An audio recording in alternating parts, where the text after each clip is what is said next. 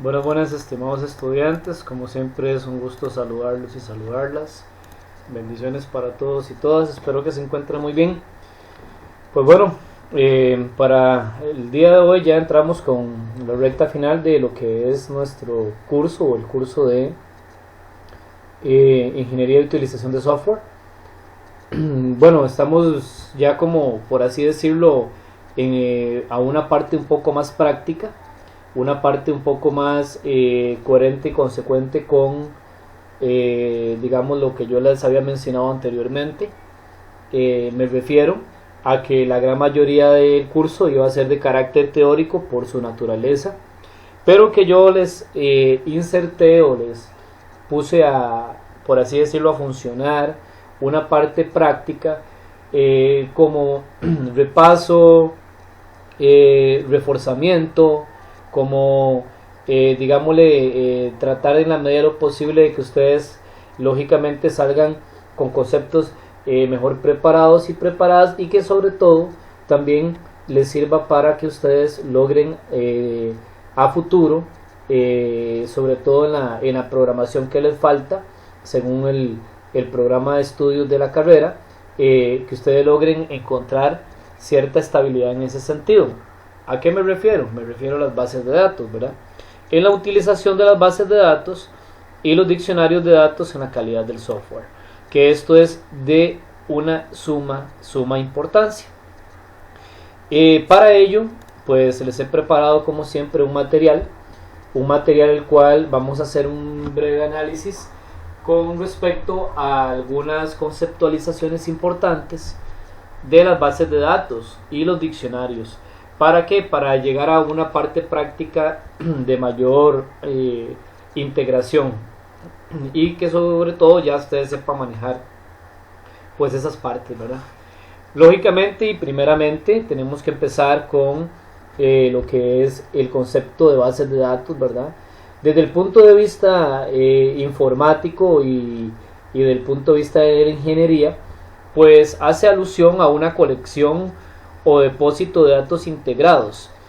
¿Qué quiere decir que sean datos integrados? Que sean datos que estén almacenados de muy buena manera, y que ese almacenamiento se pueda también, o se puedan buscar, se puedan modificar y se puedan eliminar. O sea, básicamente, como por así decirlo, perdón, que realicemos todas las funciones elementales de lo que es la estructura de software y una base de datos, o las bases de datos con una aplicación en este caso, ¿verdad? Para decirlo de una mejor manera. Por supuesto tiene que tener una redundancia controlada. Recordemos que las bases de datos también se enfocan en eso, en que los datos no sean repetitivos, que sean datos, digámosle, exactos. ¿Y cómo hacemos los datos exactos? Los datos exactos, la única manera es básicamente de que los datos estén bien almacenados. ¿Cómo?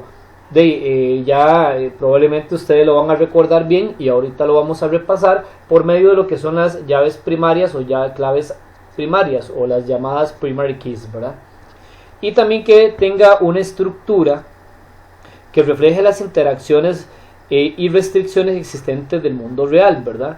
O sea, en este caso, que se adapte a cada contexto del software, y el software se va a adaptar a la base de datos de esa manera, reflejando las interacciones y reflejando lo que se puede hacer o no en el mundo real. Dígase en las diferentes aplicaciones que hoy manejamos, ¿verdad? Desde un punto de venta hasta un software de cajero automático, o un software, por ejemplo, para lo que es perdón, la parte de almacenamiento de notas en una entidad estudiantil, etcétera, etcétera, ¿verdad? Eso es como lo más importante de las bases de datos que quería comentarles. Entonces es una colección o depósito en algún sitio, ¿verdad? Lógicamente digital, para nuestra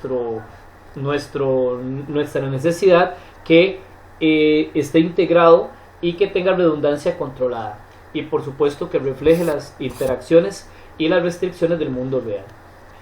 Lógicamente, dentro de las bases de datos existen diferentes tipos de concepto. Para entender lo que son los datos, lo más importante es comenzar por la unidad mínima, que la unidad mínima es el dato, y el dato es el conjunto de caracteres con algún significado, ¿verdad? Recordemos que el carácter puede ser un número, una letra o un símbolo, o todo revuelto. Entonces el asunto es que ese carácter tenga algún significado para un propósito en el cual ha sido trabajado o ha sido en este caso creada la base de datos, ¿verdad? Lógicamente que vamos como en aumento, y cuando nosotros ya sabemos cómo manejar datos, o sabemos que la base de datos nos va a manejar datos, valga la redundancia, tenemos que entender lo que es información. Y la información es un conjunto ordenado de datos. Vean qué interesante. Conjunto ordenado de datos, los cuales son manejados según la necesidad del usuario. Cuando ya hablamos de información, podríamos hablar, por ejemplo, de toda una fila o toda una columna de datos dentro de las bases de datos.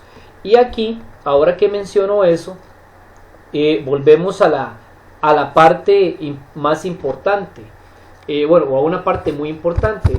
Recordemos que hace muchos años, por ejemplo, las bases de datos se manejaban mediante lo que eran ficheros, ¿verdad? ¿Qué eran ficheros? Era como decir, por así decirlo, un documento de texto como este blog de notas que yo en este momento ahí estoy digitando, ¿verdad? En un momento estoy digitando, y por ejemplo acá tendríamos la oportunidad, ¿verdad?, de realizar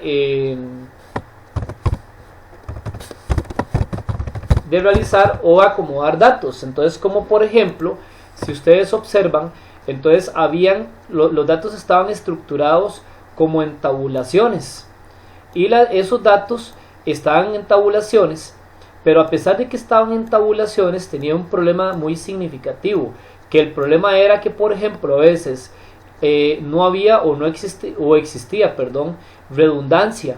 No había una redundancia controlada. Me explico.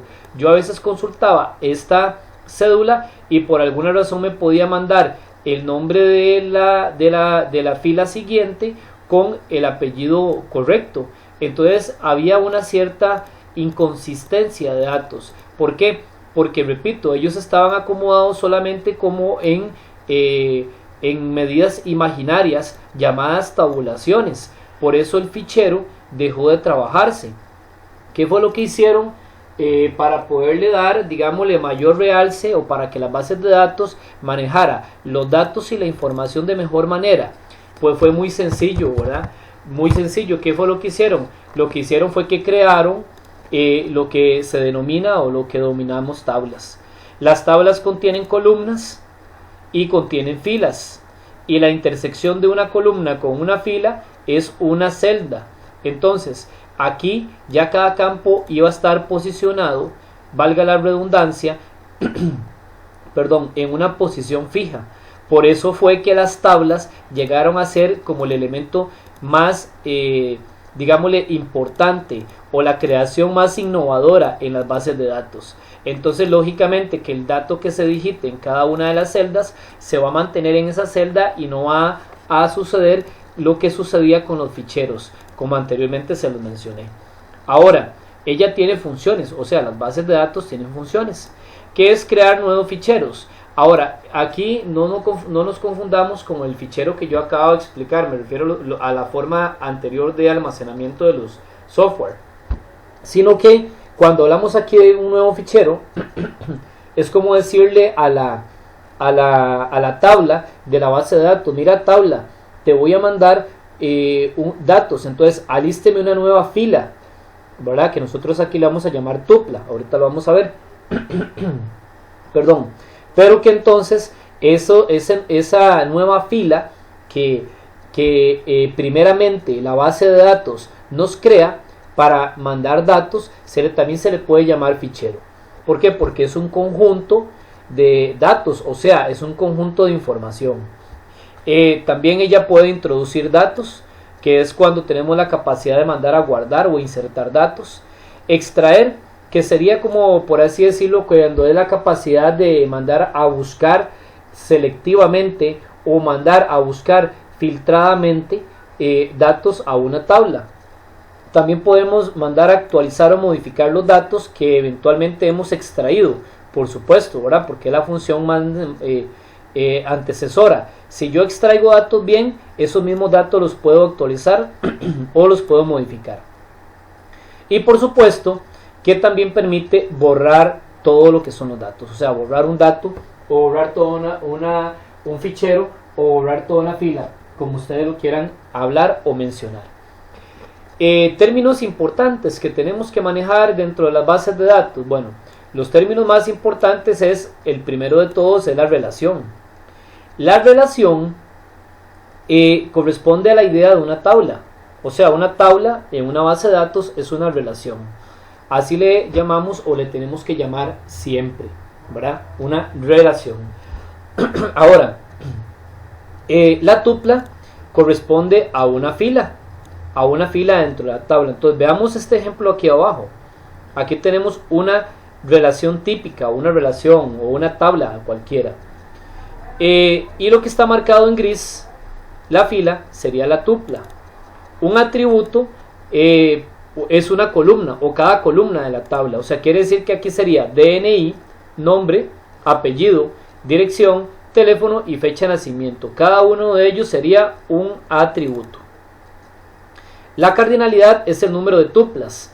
El número de tuplas sin contar los atributos, ¿verdad? Por supuesto. Aquí sería, por ejemplo, este tendría cardinalidad 4, porque son 4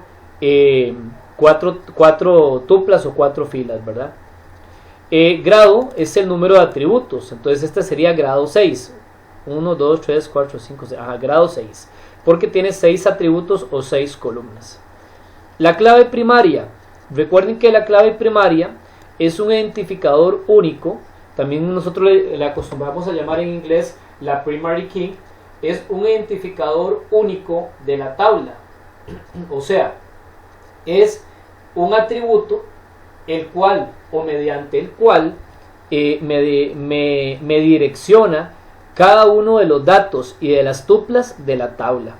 Y esto, por supuesto, ¿para qué se hace o para qué se utiliza? Es el mecanismo para que no existan dos filas, o sea, dos tuplas con los mismos valores. Por ejemplo, aquí, ¿cuál sería la clave primaria? El DNI. ¿Por qué el DNI? Porque el DNI, bueno, esto lo extraje de un libro de bases de datos de España, y en Europa se le llaman como el DNI, que es como decir aquí la cédula. Entonces esto sería como decir, en este caso, la cédula, ¿verdad?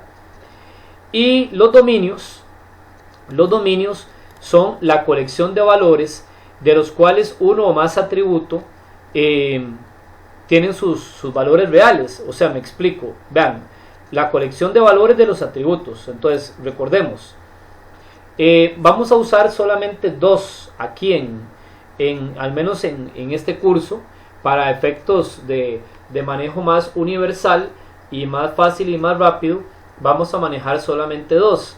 El primero sería el tipo texto y el otro sería el tipo numérico, ¿verdad? Entonces, por ejemplo, el DNI sería, bueno, puede ser en realidad los dos. Puede ser texto, puede ser numérico. Yo lo colocaría texto. ¿Por qué? Por aquello de los puntos que vienen acá, ¿verdad? Y también podría ser que eventualmente le podamos agregar un guión o algo en algún sentido.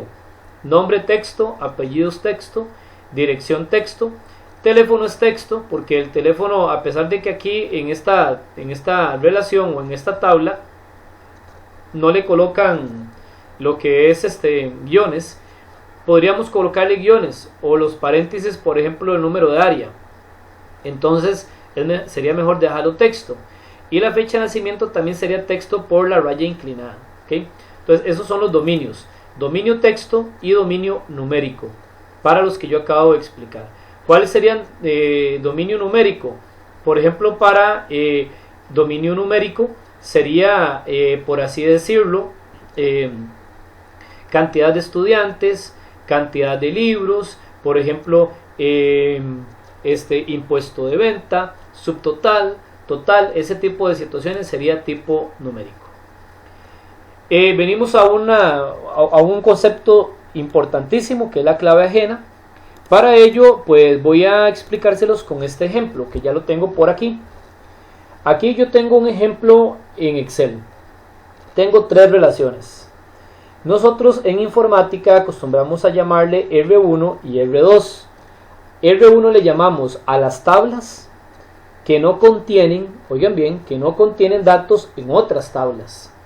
Y a las R2 a tablas o a relaciones que tienen que traer datos o que puedan contener datos de otras tablas. Entonces me explico, véanlo aquí. Clientes tiene cédula, nombre, apellido 1, apellido 2, edad, nacionalidad y teléfono. Esta es una R1. ¿En qué sentido? Todos los campos que están aquí son y pertenecen únicamente y exclusivamente a la tabla clientes. No le pertenecen a nadie más. ¿Okay? Tenemos la otra tabla de productos que contiene el código del producto, el nombre, la cantidad, el precio, el fabricante y la fecha. También es una R1. ¿Por qué es una R1? Porque todos los datos que están aquí son únicamente y exclusivamente de esta tabla. Tenemos, se me olvidaba, la primary key de la tabla de productos, el código del producto.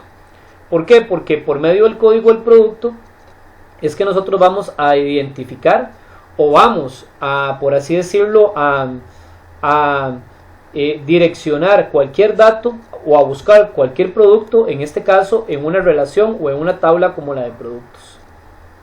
Y la de clientes sería, la primary key sería la cédula. ¿Por qué la cédula? Porque todos los datos o todos los clientes yo los voy a buscar únicamente y exclusivamente por medio de la cédula, un identificador único en la tabla. Les decía que la tabla de facturación contiene una primary key, que es el código de la factura. Ahora yo a una persona o a un cliente le puedo facturar en un día 50 facturas. ¿Cómo sé cuál es una factura de otra? ¿Cómo la distingo? Por medio del código de factura. Dentro de la factura que yo le facturo, valga la redundancia, a este cliente, yo le puedo facturar N cantidad de productos. Esos productos yo los voy a distinguir en cada una de las facturas por medio del código de factura.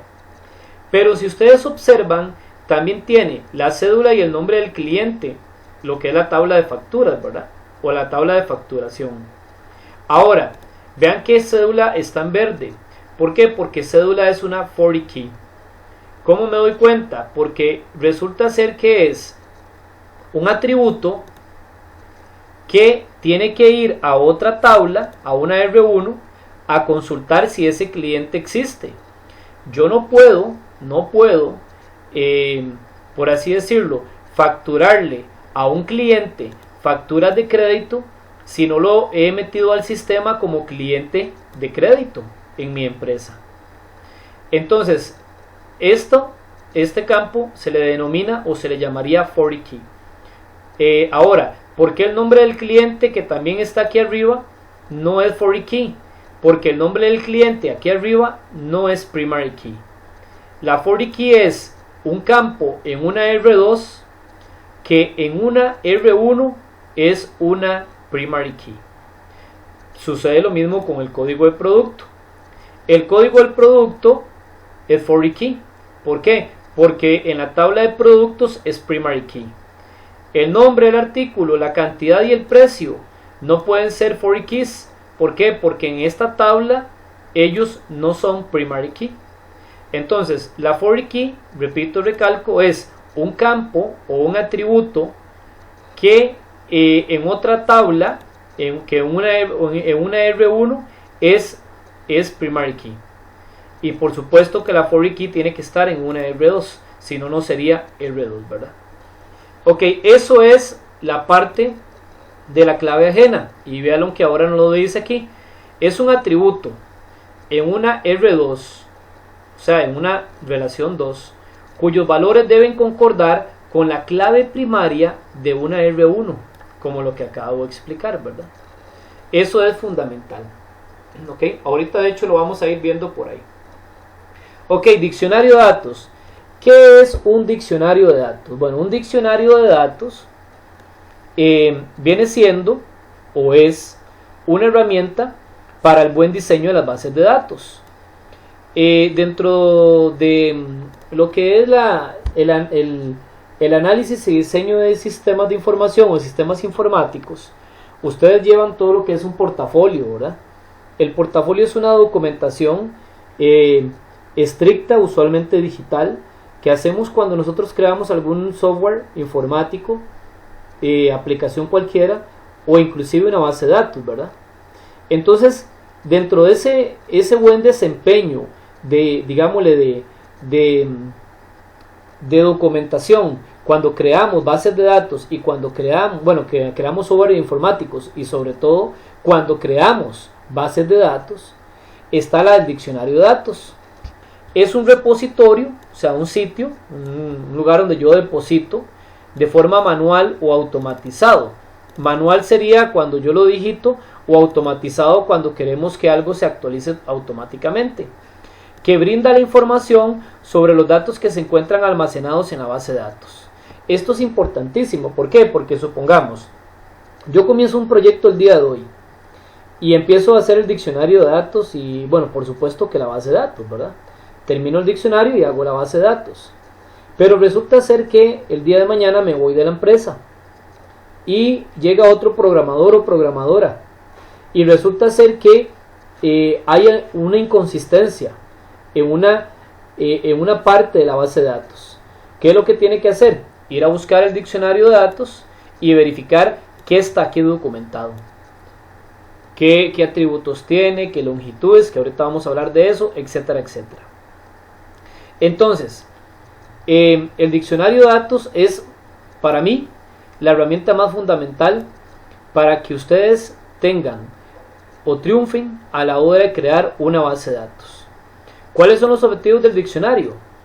Permitir la administración de los datos, la documentación, de los datos, para que otros usuarios tengan las definiciones, descripciones y todo lo demás de mi base de datos. Y ayuda a controlar los recursos de los datos. O sea, ¿por qué? Porque todo lo que son la información de las bases de datos van a estar en un solo sitio, llamado diccionario de datos, ¿verdad? ¿Okay? Ahora, ¿cómo creamos o cómo se crea un diccionario de datos? Bueno, aquí tengo una herramienta. Todo diccionario de datos se desprende o se crea a partir de un requerimiento.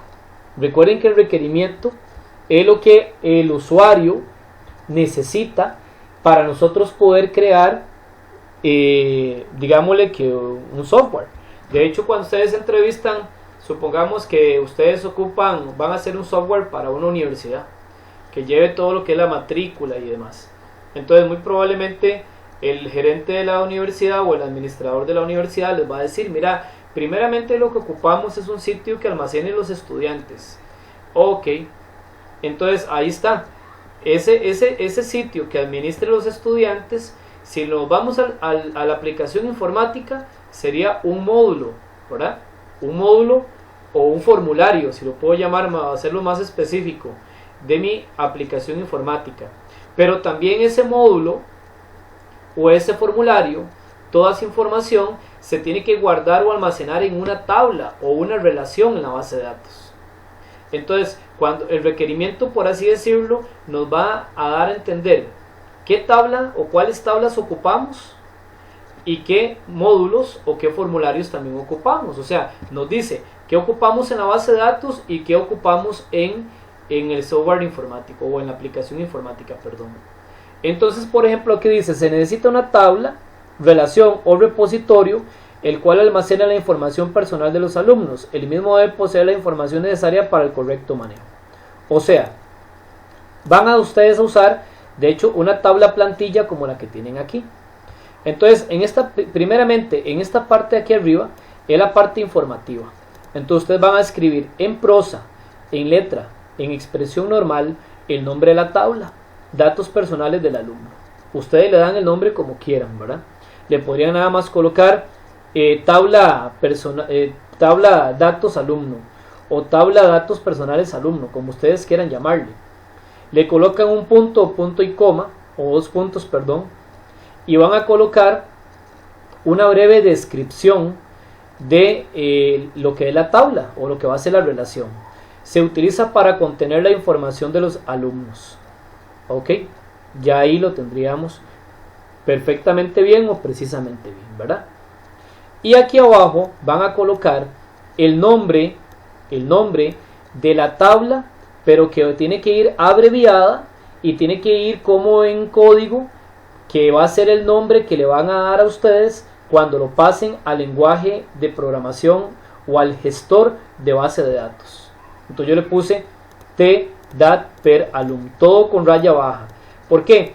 Porque si hay algo importantísimo a considerar en los gestores de bases de datos, es que no hay que dejar espacios, porque cuando nosotros queramos hacer búsquedas, consultas, inserciones, eliminaciones y todo lo demás, si el dato o el nombre de la tabla tiene espacios, se cae. Entonces, para que lo tomen en consideración. Aquí en esta parte de nombre irían el nombre de todos los atributos. Entonces supongamos que ustedes se entrevistaron con el usuario final y él les dice, mira, ocupo un campo para la cédula.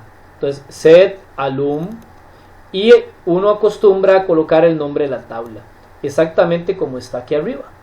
¿Por qué acostumbra a colocar el nombre de la tabla? Porque por aquello que haya otra cédula del alumno, en otra tabla, distinguir cuál es la de una tabla y la de otra. Y me dice el usuario final, el nombre del alumno, entonces nom alum, todo pegado, vean, abreviado y con el nombre de la tabla. Al apellido, ocupamos el apellido del alumno, entonces apel alum y el nombre de la tabla.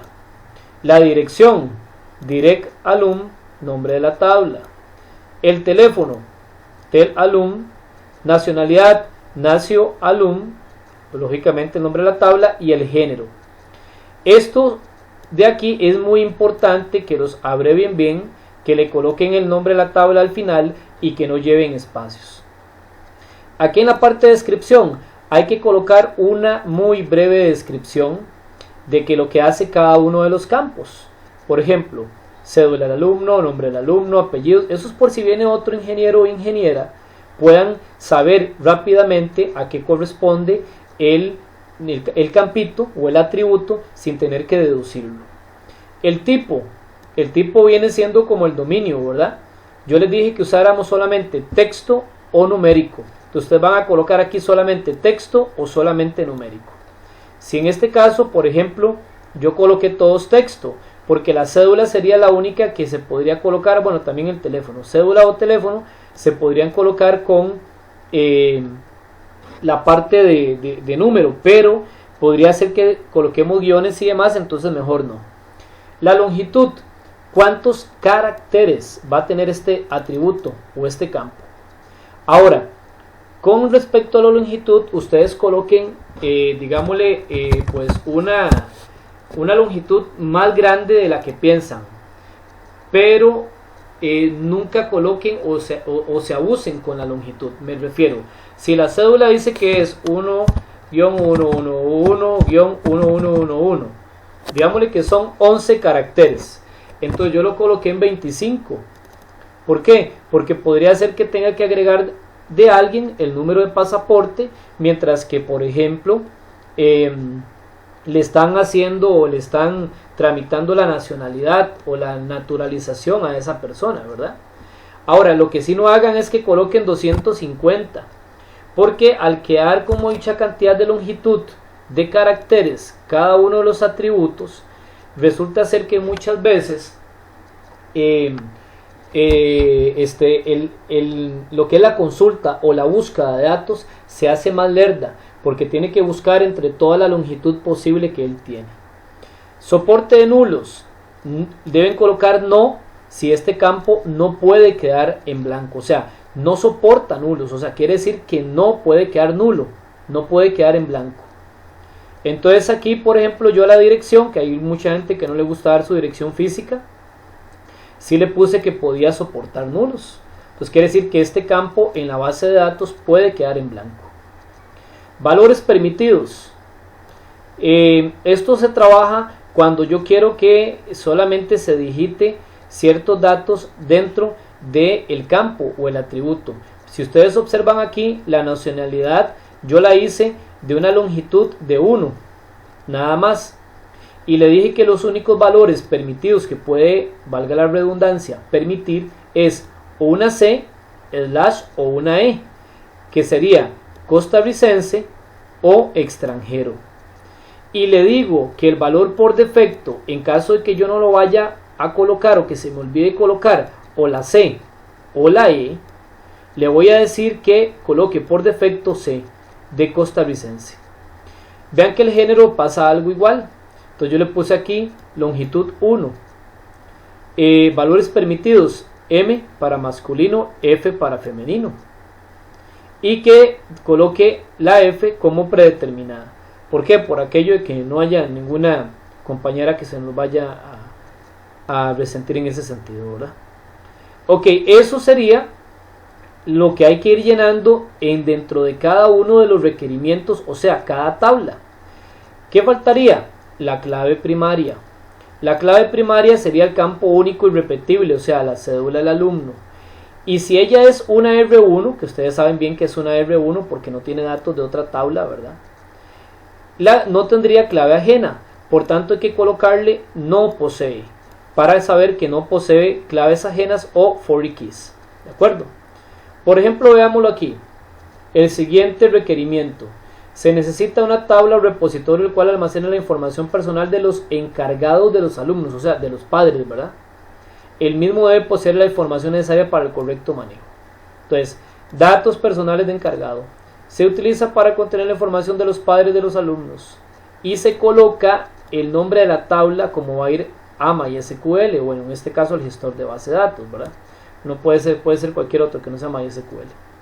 Entonces, sería cédula del encargado y tabla de encargados, cédula del alumno, pero con la tabla del encargado, nombre del alumno, apellido del alumno, nombre del encargado, apellido del encargado y teléfono del encargado. Descripciones, ya ustedes las ven aquí, muy breves. Tipos, todo lo coloqué texto nuevamente. Aquí están las longitudes. Es muy importante que si yo, por ejemplo, la cédula del alumno arriba la coloqué con una longitud de 25, entonces que también esta tenga la longitud de 25 y que tengan el mismo tipo de datos. Esto es muy pero muy importante. Aquí le coloqué el soporte de nulos y aquí no coloqué ningún valor permitido ni por defecto. Estos pueden quedar en blanco, no pasa nada. Clave primaria, cédula del encargado. ¿Por qué? Porque estoy en la tabla de encargados. Así de fácil, ¿verdad? ¿Sí? Pero tiene una llave foránea o tiene una foreign key. ¿Cuál es? La cédula del alumno. ¿Cómo me doy cuenta? Estoy en una R2 que tiene que ir a traer datos a esta R1. ¿Cuál dato? Los datos del alumno. ¿Para qué? Para enlazarlos con los del padre de familia. Por tanto, la cédula del alumno aquí va a tener, se coloca de esta manera, una referencia al campo de la cédula del alumno, pero de la tabla de alumnos. ¿Sí? ¿Por qué? Porque recuerden que la cédula del alumno de aquí es la primary key, por eso va a tener esa referencia o esa foreign key. Ahora, recordemos que el nombre del alumno y el apellido del alumno no serían foreign keys. ¿Por qué? Porque aquí arriba ni el nombre del alumno ni el apellido del alumno es primary key. La única primary key es la cédula del alumno. Por eso se le llama la clave foránea. ¿Las tablas pueden tener más claves foráneas? Claro que sí. No hay ningún problema en que se puedan tener más. Ahora bien, cuando ya tenemos el diccionario completamente hecho, con todos los requerimientos y todas las tablas respectivas, ¿verdad? Yo aquí no tengo más, solamente esos dos. Pues ustedes van a abrir MySQL. Vamos a abrir MySQL, vamos a buscar a MySQL que se me hizo, aquí está MySQL. MySQL vamos a trabajar con la versión de Workbench. Ya probablemente una gran mayoría de ustedes la han manejado, pero bueno, vamos a trabajarla. Entonces aquí en MySQL tenemos toda esta parte de la izquierda para lo que es la administración de las bases de datos y el servidor local o el local instance, o sea, donde vamos a almacenar las bases de datos, pero ahorita lo vamos a ver ahí. La parte del centro es toda la parte de modelaje, o sea, creación, exportación, etcétera, etcétera. Y en la parte de la derecha viene lo que es el Server Administration, que es la parte para traer scripts de Excel, de Access, de SQL Server o cualquier otro gestor de bases de datos, ¿verdad? Pero este no lo vamos a usar mucho. ¿Qué vamos a usar primero? Primero vamos a usar el modelaje y vamos a entrar a donde dice Create New EER Model. Vamos a crear un nuevo modelo. Este modelo viene predeterminadamente con este nombre. No podemos dejar este nombre. Este nombre hay que cambiarlo o hay que modificarlo. Entonces le vamos a dar clic secundario donde dice Edit Schema. Entonces yo a este lo voy a poner aquí, por ejemplo, Colegio San Isidro. Entonces vamos a decir que la base de datos del Colegio San Isidro. Muy importante, sigan sin dejar espacios. Siempre, ¿verdad? Como se los vengo diciendo desde hace ratos. Cierro, me dice que si deseo renombrar o guardar los cambios, le digo que sí, vuelvo a cerrar y aquí ya les quedaría Colegio San Isidro. Vamos a entrar donde dice Add Diagram. ¿Por qué? Porque yo les he enseñado a ustedes en otros cursos y he tenido la oportunidad de darlos, y a los que no, se los vamos a enseñar aquí a crear lo que son las bases de datos desde una parte gráfica, sin tener que digitar lo que es la parte digámosle que de códigos, por así decirlo, ¿verdad? Aquí viene la barra de herramientas. De esta barra de herramientas la que más vamos a usar y la que más nos va a importar, es esta que dice Place a New Table o crear una nueva tabla. Le doy ahí, la coloco por acá. Entonces yo voy a darle doble clic a la tabla. Ya ustedes como tienen el diccionario de datos, entonces vamos a empezar por la primera. Entonces como ya tienen todos, ustedes nada más van a venir aquí, van a agarrar el campo, el nombre de la tabla, lo copian y aquí donde dicen Table Name le van a colocar ahí lo van a pegar. Como aquí ya todo va a ir bien desde el diccionario, entonces nada más es a los column names o a los atributos o nombres de columnas, entonces nada más es seleccionarla, la copio y la pego. La selecciono, la copio y la pego. Y así nos vamos a ir con cada uno de ellos. Entonces vamos a hacerlo aquí lo más rápido posible.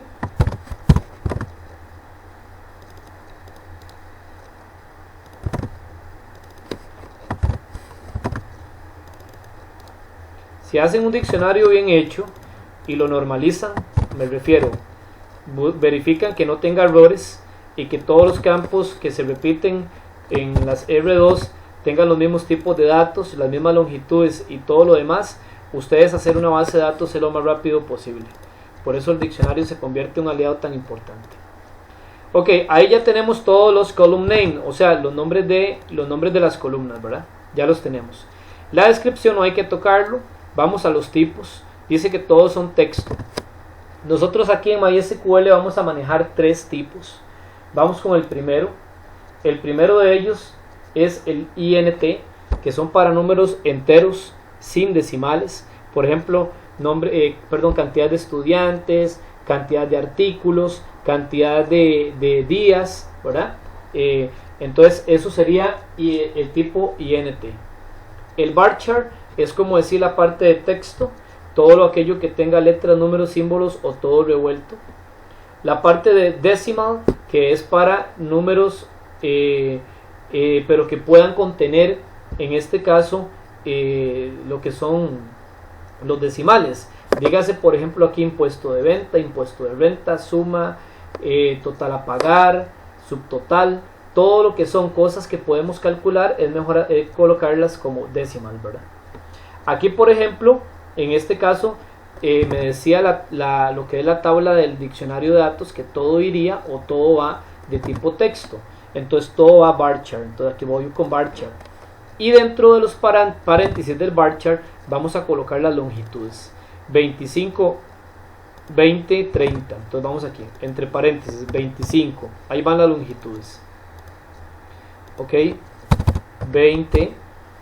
La otra longitud. 30, la dirección dice que tiene 250, después sería 9, 1 y 1, entonces sería aquí 9, 1 y 1. Ahora bien, vamos con la parte de soporte de nulos, pero antes de explicarle la parte de soporte de nulos, voy a hacer la primary key para salir de eso. Aquí la tabla de lo que es el diccionario me dice que es la cédula del alumno. Entonces la cédula del alumno, que es el primer campo, va a llevar las características aquí con el check. Va a llevar PK, que es primary key, no null, que una primary key nunca puede ir nula, ¿verdad? Y unique index, o campo único e irrepetible. Entonces primary key, no null y unique index son las únicas. La clave primaria es la única que lleva las tres, nada más. Los demás, que van a verificar si soporta o no nulos. De hecho, dirección y nacionalidad sí soportan. Entonces todos los demás los tenemos que chequear. Entonces no nulo, no nulo. La dirección sí puede ir en blanca. Teléfono, que era la otra, nacionalidad, ¿verdad? Creo que era el teléfono, perdón. No, perdón, sí era la nacionalidad. Entonces nacionalidad puede ir en blanca y género tiene que ir no nulo. Entonces esta es la manera correcta que hay que aplicarlo. Y por ejemplo, aquí la nacionalidad dice que puede llevar el valor por defecto C. Entonces voy, nacionalidad, valor por defecto, puede llevar una C. Y en el caso del género, valor por defecto del género, puede llevar una F. Entonces lleva una F, nacionalidad y género. Ajá, ahí están. Una C o una F por default, por defecto. Cuando tengo la tabla lista, la cierro, voy con la otra, place a new table, la pego por acá, la coloco ahí, doble clic, abro y ahora voy con la otra, que sería tabla datos personales de encargado. Copio, pego por aquí el nombre de la tabla y voy con las columnas. Entonces aquí sería la primera, va por aquí, vamos con la segunda,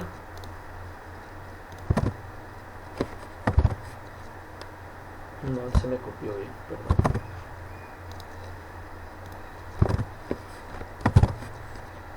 Así era la cédula del alumno, perdón, disculpen, con razón no me salía. Entonces vamos por aquí, nombre del alumno, apellido del alumno,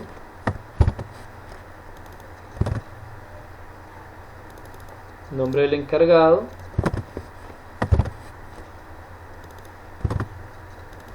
apellido del encargado,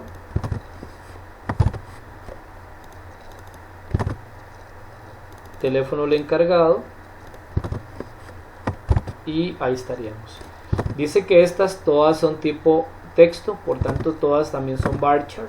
Entonces sería 25, 25, 20 y 30. Entonces sería varchar, perdón, varchar de 25, 25, 25, 20 y 30. Después del 30 sigue 20, 39, 20, 30 y 9. Dice que la clave primaria de la cédula del encargado, entonces sería primary key, no nula, campo único. Dice que ninguna puede soportar nulos acá, entonces van todas con no nulo.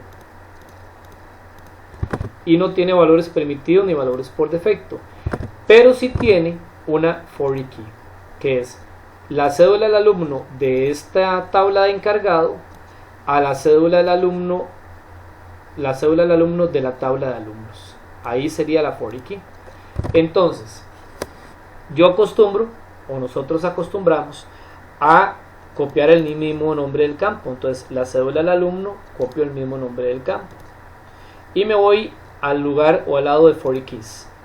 En foreign key name yo pego el nombre, pero ese nombre no se puede llamar igual al anterior. O sea, es mejor que se llame muy parecido, pero que no se llame igual. Entonces le coloco raya baja FK. Esto es muy importante porque si no le colocan este nombre de acá o le cambian un poco el nombre, se les puede caer. ¿Referencia a cuál tabla?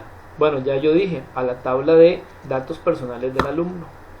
y aquí me dice cuál columna quiere referenciar. Entonces yo sería, y él le dijo cédula al alumno, y automáticamente él me lo va a referenciar a la primary key. Automáticamente, vieron ahí donde salió, ¿verdad? Ahora bien, ¿qué pasaría si yo intento aquí cliquear y no me cliquea? Significaría que, por ejemplo, la cédula del alumno de aquí es varchar, pero la de aquí la colocaron int, colocaron diferentes tipos. Por eso es mejor siempre darle un clic ahí y verificar. Bueno, de hecho no es que siempre es mejor darle, es que hay que dárselo porque hay que seleccionar la columna, ¿verdad?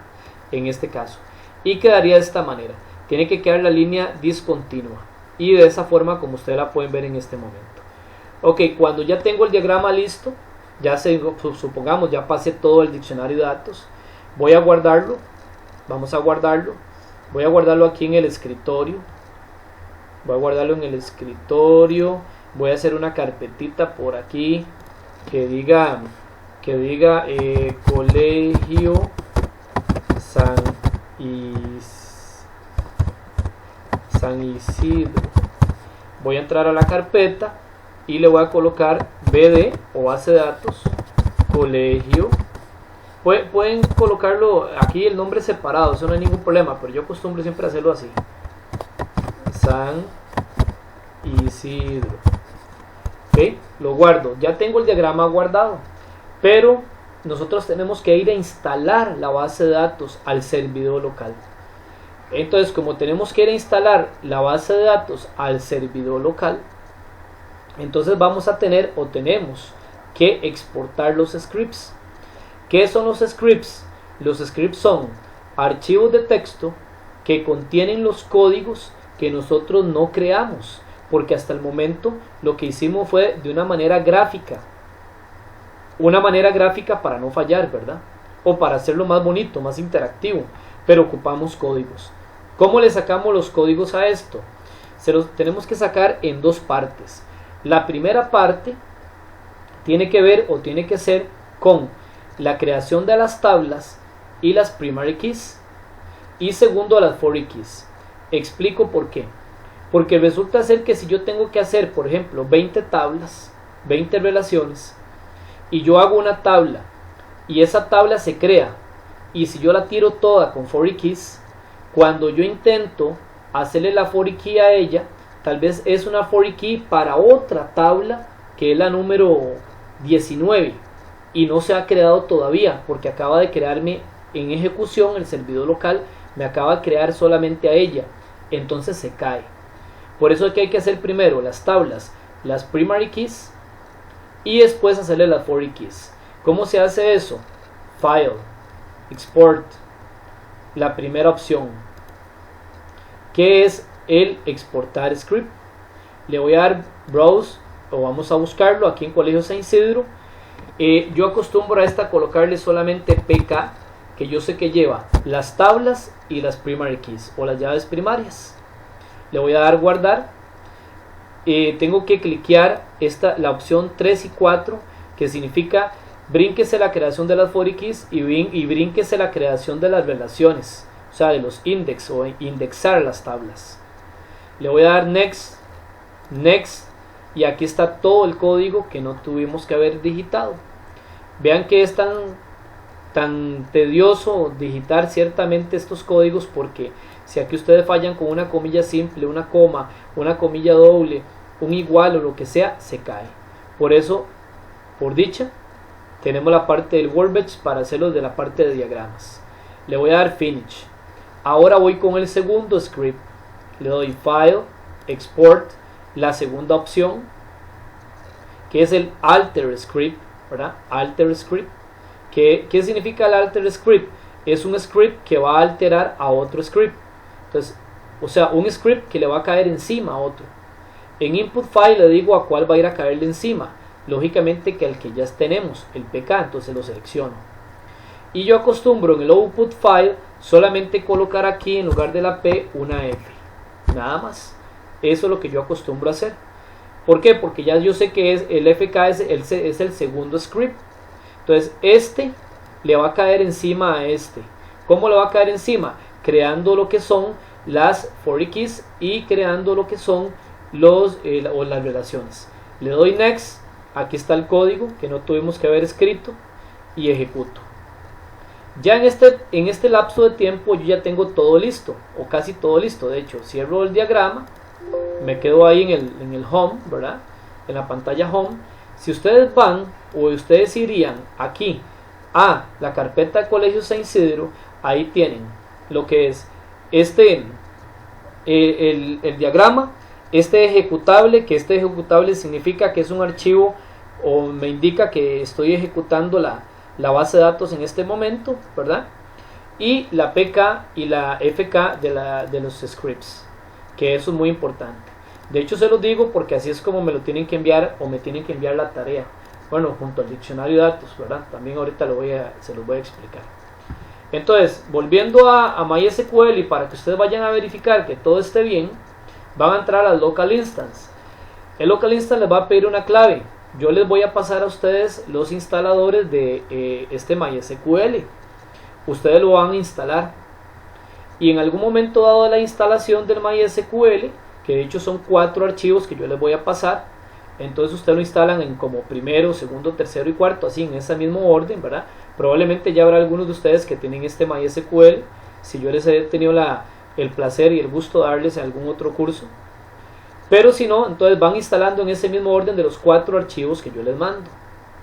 Y si el primero les dice que hay un error, no es que hay error, sino ustedes van a leer bien, lo que dice es que ya hay una mejor versión de eso, entonces siguen con el 2.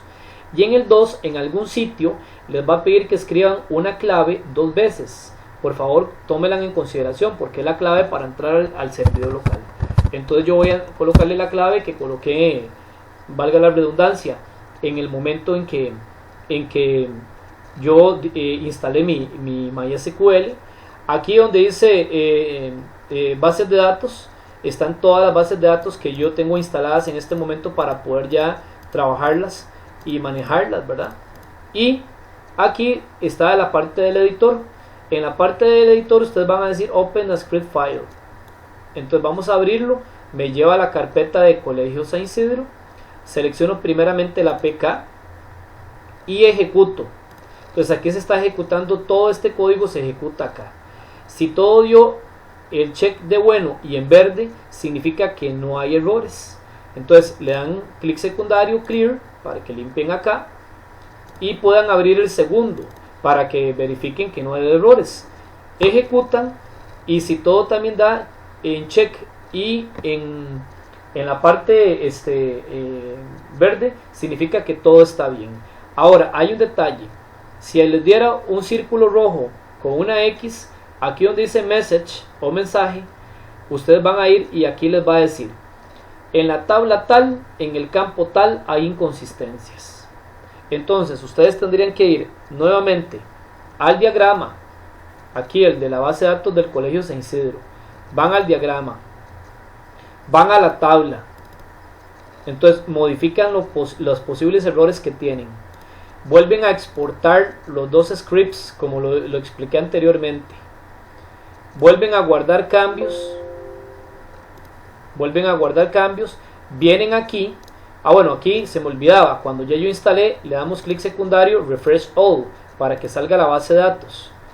Pero si estuviera mala, entonces la eliminan antes de volver a ejecutar los scripts y le dan clic secundario Drop Schema, aplicar, se eliminó, ya no aparece aquí, clic secundario Refresh All por aquello, ya se eliminó, y volverían a ejecutar los 2 scripts.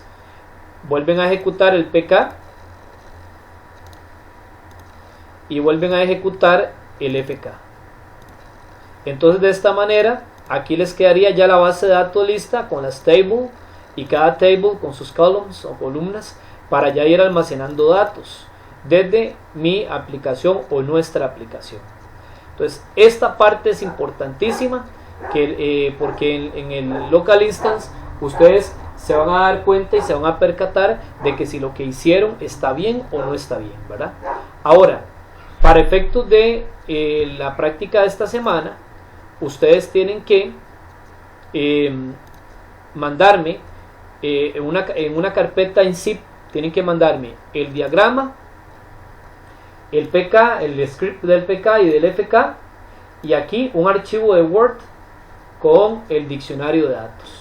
¿Cuál diccionario de datos? Bueno, tienen que mandármelo con este diccionario de datos, no ese no, perdón, disculpe, este de acá, porque ustedes van a hacer una base de datos para una ferretería, Ferretería San Isidro. A esta ferretería le van a colocar una primera tabla de productos o información de productos que va a tener estos atributos de aquí. Ustedes van a elegir en el diccionario, que de hecho aquí más abajo viene la parte, sin embargo yo también les voy a juntar una plantilla. Les voy a juntar una plantilla para que lo tengan por ahí. Entonces ustedes van a elegir o van a verificar, van a colocar los nombres de los atributos. Bueno, primeramente los encabezados, ¿verdad? Que es muy importante. De hecho yo les voy a mandar una plantilla como esta. Entonces colocan todo el encabezado. Van a elegir los nombres de acuerdo al nombre de la tabla que ustedes le van a dar, las descripciones, tipos, longitudes y soporte de nulos. Ya lo que son valores permitidos y valores por defecto, ustedes tomarán en consideración si es necesario que se hagan o no. Y las primary key y las foreign key si es que existen, ¿verdad? Primary key si van a existir. Pero entonces, primeramente una tabla de productos que contenga toda esa información. Después una tabla de facturación de inventario. Otra tabla de clientes. Una tabla de clientes, datos personales de clientes, con todos estos atributos de aquí. Una tabla de facturación de contado. La facturación de contado con todos los atributos que aquí vienen, ¿verdad? Hasta aquí serían los atributos más bien. Y una tabla más de crédito general. Y una de crédito de empleados, que aquí están todos los atributos para cada una de ellas. Tienen que verificar si tienen foreign keys. Les voy a comentar que la primera es una R1, no tiene foreign keys. La segunda sí. La segunda tiene el código del producto como foreign key. ¿De acuerdo? Ahí lo ven. La de clientes es una R1, no tendría foreign keys. La de facturación de contado sí tiene una foreign keys, que serían la cédula del cliente a la de clientes y el código del libro, de productos a la de productos. La de facturación de crédito general tiene la cédula del cliente a la de clientes y el código del producto a la de productos. Y la de crédito de empleados tiene dos foreign keys también, que son la de cédula del cliente a la de clientes y el código de producto a la de productos. De esa manera hacen el diccionario, lo guardan en Word. Yo les voy a mandar la plantilla como algo así como este. Entonces en esta carpeta tiene que estar, o tendría que estar, el diccionario, el diagrama, la PK y la FK. Cuando lo tengan, pues lo van a mandar o lo mandan como tarea, en este caso a la asignación que les voy a dar por ahí, ¿verdad? Muy importante, cuando ya lo tienen listo, antes de mandarlo, recuerden, ¿verdad? Igual, clic secundario, enviar a carpeta en zip, y la carpeta que está en zip es la que me van a compartir o que me van a enviar. Pues bueno, eso sería todo. Creo que hicimos un análisis bastante bueno sobre lo que son bases de datos, diccionarios, y sobre lo que es el gestor de bases de datos MySQL en la parte del Workbench. Espero que hayan entendido. Un abrazo a la distancia, cuídense mucho y bendiciones.